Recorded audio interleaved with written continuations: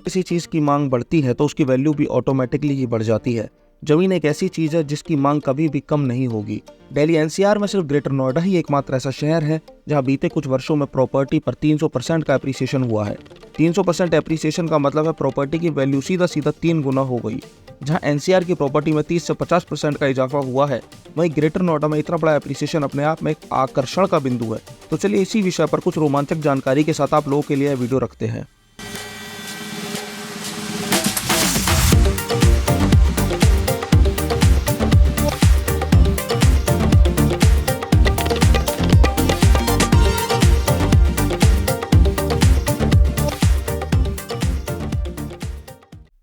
नमस्कार दोस्तों, मैं दिनेश शर्मा आपका हार्दिक स्वागत करता हूं माय प्रॉपर्टी गुरु चैनल पे।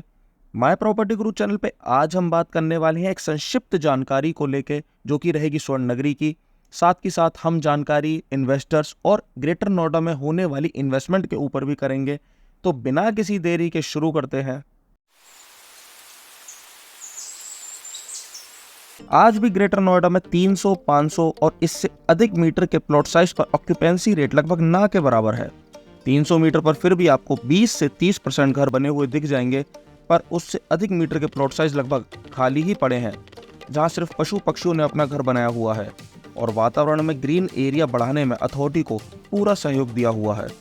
अब बड़े प्लॉट साइज का इतने लंबे समय से खाली रहना दो तरह की सिचुएशन को दर्शाता है, जिसमें पहली सिचुएशन ये है कि प्लॉट जिसके नाम पर है उसे प्लॉट को बेचने की नीड ही नहीं है।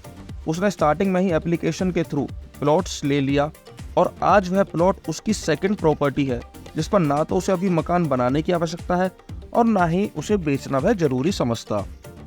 दूसरी सिचुएशन में बड़े प्लॉट साइज पर जो भी खरीद बेच हो रही है वो अभी इन्वेस्टर्स की ही हो रही है।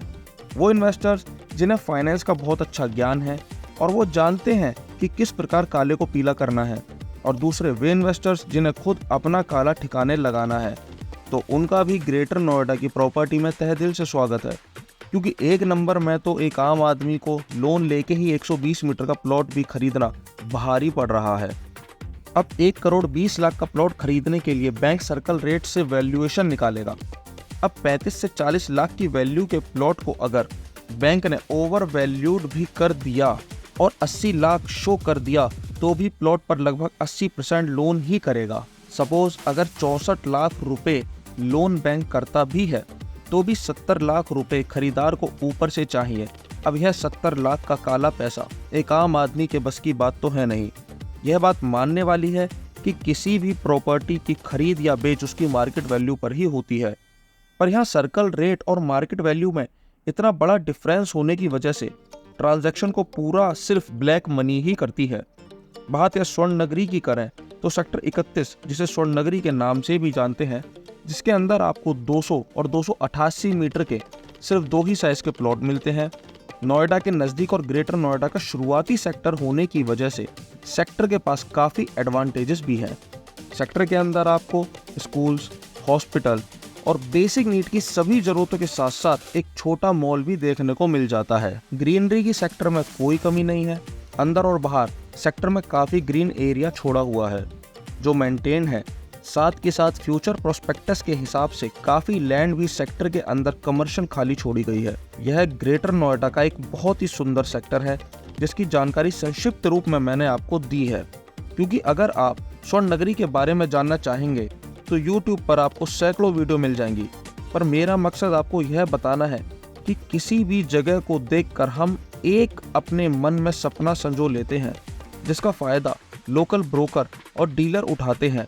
मैं आपको डिमोटिवेट नहीं कर रहा, बस यह कह रहा हूँ कि अगर आपकी क्षमता है तो ही ग्रेटर नोएडा की प्रॉपर्टी में हाथ डालिएगा, वरना किसी के बहकावे में आगे टोकन मनी मत पकड़ा देना और बाद में आपको यह पता चले कि लोन आपकी नीड के मुताबिक नहीं हो पाया और आपका दिया अमाउंट भी फंस गया। अगर आप समझदारी से चलेंगे तो मैं आपको विश्वास दिलाता हूँ, आज नहीं तो कल आप ग्रेटर नोएडा में अपनी प्रॉपर्टी जरूर कर लेंगे।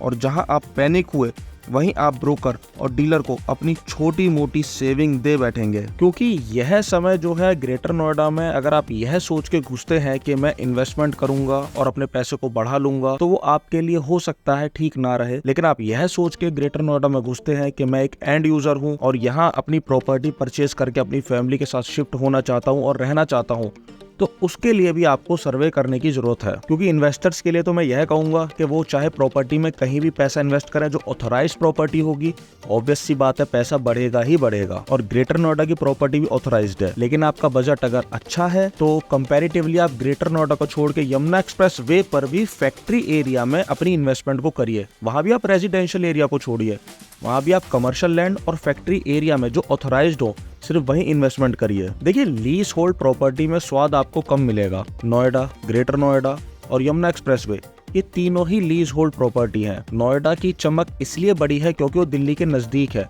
और दिल्ली के नजदीक चाहे गाजियाबाद हो, चाहे नोएडा हो, चाहे फरीदाबाद हो, चाहे गुरुग्राम हो, ये सबसे पहले भरते हैं। इनकी चमक को बढ़ाने में दिल्ली वालों का महत्वपूर्ण योगदान है। अब ग्रेटर नोएडा जो है ये थोड़ा आउटर में पड़ जाता है।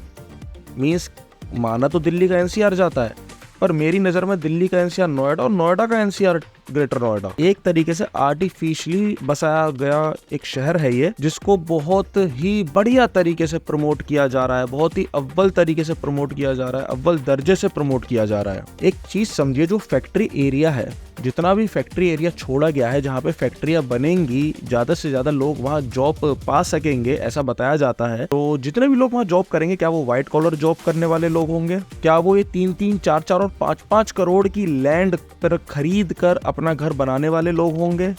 आप खुद समझदार है, समझ सकते हैं। मींस जेंडरी कैसी होगी, ऑक्यूपेंसी जो भरावट वहां आएगी वो कैसी भरावट आएगी। तो ये जिस चीज का बताते हैं, दावा देते हैं कि 6 लाख लोगों को कंपनी काम देगी, 5 लाख लोगों को कंपनी काम देगी, तो उनका कोई असर नहीं पड़ेगा। एक चीज समझिए कि ये फैक्ट्रियों का दावा देते हैं कि बहुत फैक्ट्रियां बना दी गई है, प्रमोट किया जाता है फैक्ट्री के नाम पे। जेवर एयरपोर्ट के नाम पे तो खैर प्रमोट करते ही हैं, और उसके नाम पे प्रमोट करना बनता भी है। और ऐसी बात नहीं कि एयरपोर्ट यहीं बन रहा है, एयरपोर्ट और कहीं देश में कभी बना ही नहीं है। ठीक है, एयरपोर्ट बन रहा है, फिल्म सिटी है, सब चीज़ है, लेकिन जिस हिसाब से लीज होल्ड लैंड दी गई है, प्लॉट्स दिए गए हैं इतने बड़े बड़े साइज पे, तो 300 और 500 मीटर पे प्लॉट्स खरीद के उस पर मकान बनाना, और मकान बनाने के बाद उसमें शिफ्ट होना, रहना, उस शहर को बसाना इतना आसान नहीं है। और वो भी दिल्ली से बिल्कुल अलग जाके। यमुना सिटी जो है, जो सिटी बसाई गई है, वहाँ पे जो लोग रहेंगे, घुसेंगे, वो सबसे पहले उसके एरिया के आसपास के एरिया के होंगे, जैसे बुलंदशहर, सिकंदराबाद, दादरी, अलीगढ़, टप्पल। यहाँ के लोग सबसे पहले प्रायोरिटी देंगे कि हम यहाँ पे प्लॉट खरीद के रहें। और उनमें से भी चुनिंदा ही, कोई पूरा का पूरा अलीगढ़ उठ के नहीं आ जाएगा, पूरा का पूरा बुलंदशहर उठ के नहीं आ जाएगा। ठीक है, उनमें से भी चुनिंदा लोग होंगे जो आएंगे, जिन्होंने खरीदे भी होंगे, जिन्होंने 10 साल, 15 साल या 20 साल बाद सोचा होगा यहाँ पे बना के रहेंगे। तो आप स्पीड समझ जाइए, जो रेजिडेंशियल सेक्टर है किस तरीके से भरावट होगी और कितनी देर में वहाँ ऑक्यूपेंसी, कितने टाइम लगेगा ऑक्यूपेंसी आने में। आप ख्यालों में और सपनों में मत खो जाइए, आप प्रैक्टिकली सोचिए। फैक्ट्रियों की बातें होती हैं कि इतनी फैक्ट्री आ गई हैं और इतना इंडस्ट्री आएंगी, चाहे इको फ्रेंडली इंडस्ट्री सही, पर वहाँ पे जो काम करने वाले होंगे वो लेबर क्लास लोग होंगे। लेबर क्लास आदमी वो कभी भी इतना खर्च नहीं कर सकता किसी प्लॉट पर, या रहने पर वो इतना रेंट नहीं दे सकता कि वो सेक्टरों में जा के रहे। वो कोशिश करेगा जो आसपास के गांव है वहाँ पे 5,000, 4,000 रुपये में कमरा मिल जाए, और वो वहाँ पे ही प्रायोरिटी देगा रहने के लिए। तो इंडस्ट्री का, फैक्ट्री का, रेजिडेंशियल सेक्टर को कोई फ़ायदा नहीं मिलने वाला। ये रेजिडेंशियल सेक्टर है, कोई छोटी छोटी दुकानें नहीं फ्री होल्ड, जहाँ पर अपना रेट दे के बेच दी और उसके बाद बता दिया 6 लाख आदमी इस फैक्ट्री में काम करने के लिए आने वाला है, और उसके बाद आपका काम बहुत ज़्यादा चलेगा तो दुकान यहाँ पे बहुत चलेगी। तो ये चीज़ें अपने आप में अलग हैं। अब ग्रेटर नोएडा की बात करें तो ग्रेटर नोएडा में जो एंड यूज़र है शुरुआती सेक्टर में बहुत बढ़िया है, तरीके से रह सकता है, ज़रूरत की चीज़ों को पूरा कर सकता है। लेकिन पीछे के सेक्टरों में आज भी जद्दोजहद जारी है। पीछे के सेक्टरों में अगर भरावट है तो आप ग्रेटर नोएडा के ही जो आसपास के लोकल गांव हैं, आसपास के लोकल शहर हैं, वही जिनका मैं नाम दोबारा लूँगा, बुलंदशहर, खुर्जा, अलीगढ़, टप्पल, सिकंदराबाद, दादरी, उनके प्लॉट, उनके मकान, तो वहाँ वो अपना सर्वाइव कर सकते हैं, क्योंकि वो उनके लिए उनका लोकल एरिया पड़ जाता है। तो आप खुद समझिए कि ग्रेटर नोएडा में जिस तरीके से रेट बढ़े हैं वो लाजमी है बढ़ने, और आगे भी बढ़ेंगे, रुकेंगे नहीं, क्योंकि प्रमोशन ही इतना ज़ोर शोर से चल रहा है कि आप लोग ही बढ़ चढ़ के प्लॉट देखने जाते हैं, आप लोग ही बढ़ चढ़ के पैनिक हो जाते हैं कि नहीं, अगर डीलर बोलते 95 लाख में मिल रहा है और 90 भी नहीं होंगे तो आप पैनिक हो जाएंगे। आप एक पैनिक सिचुएशन क्रिएट कर देते हैं, और आपकी इसी कमज़ोरी का फ़ायदा उठा के ग्रेटर नोएडा में लगातार 3 साल से रेट बढ़े ही बढ़े हैं। जिस स्पीड से रेट बढ़े हैं, इस स्पीड से रेट बढ़ने का अभी यहाँ पे कोई ऐसा काम नहीं था। और मैं फिर वही बात करूँगा कि एयरपोर्ट बन गया है तो डायरेक्ट प्लेन आपकी छत पे से आपको लेके नहीं जाएगा और आपकी छत पे आके नहीं छोड़ेगा।